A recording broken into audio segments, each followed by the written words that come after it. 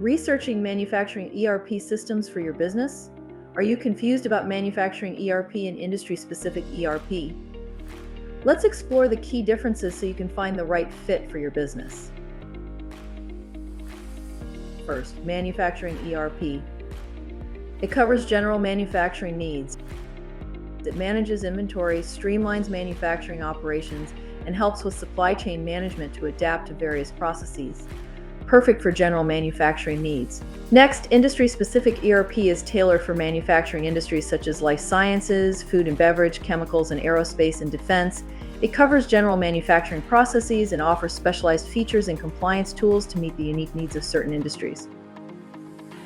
What's the difference? Manufacturing ERP covers general needs, while industry-specific ERP offers targeted solutions for specific industries.